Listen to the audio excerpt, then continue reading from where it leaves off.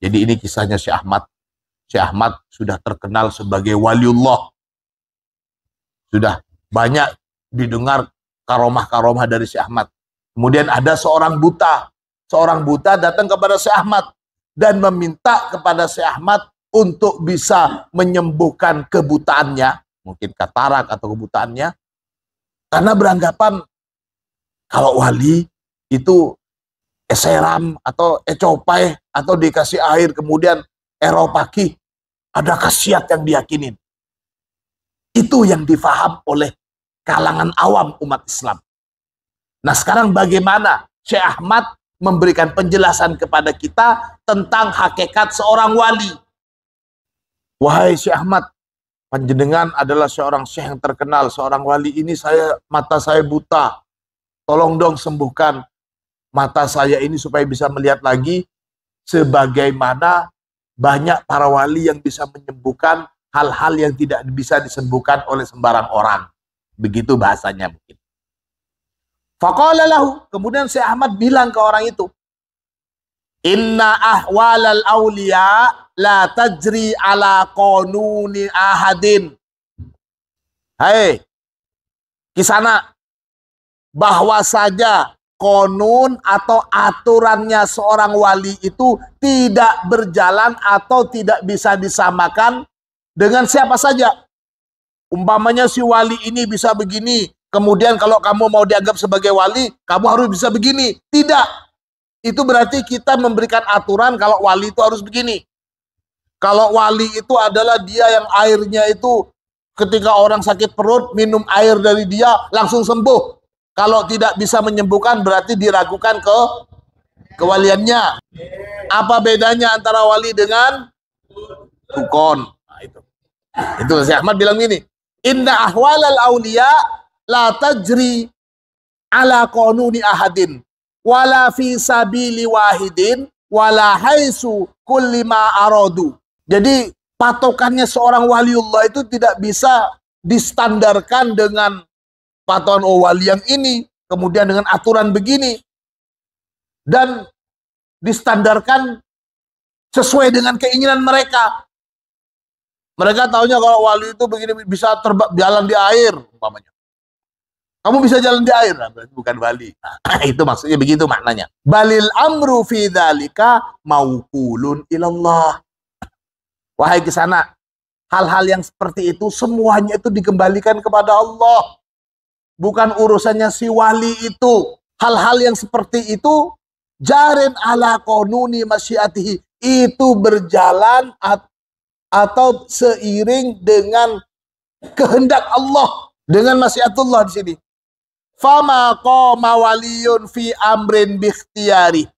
Tidak ada satu orang waliullah pun yang dia itu bisa melakukan sesuatu dengan sekehendaknya. Tidak ada.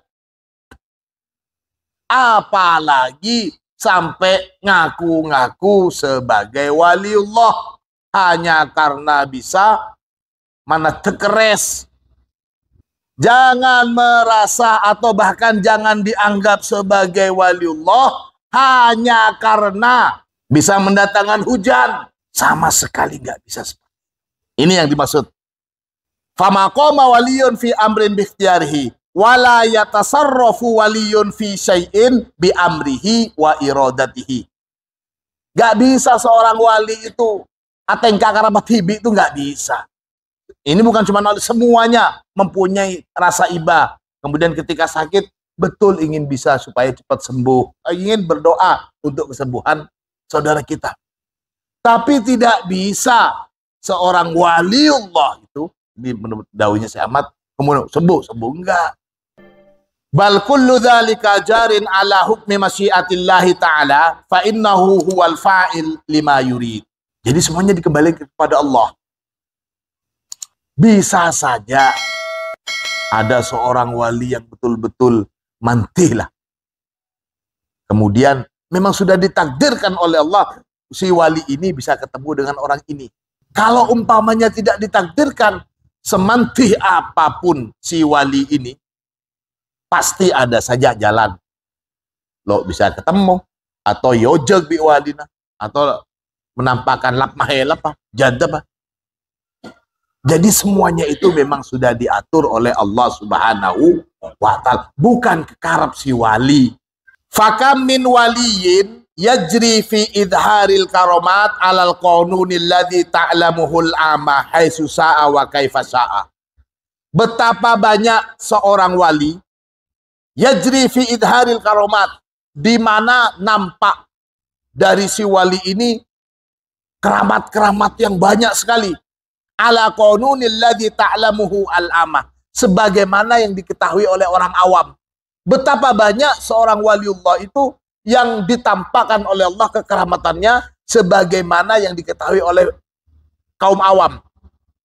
Wa kam min waliyin adimil qadri aliyil maqam qad adbaru anil qaun billah.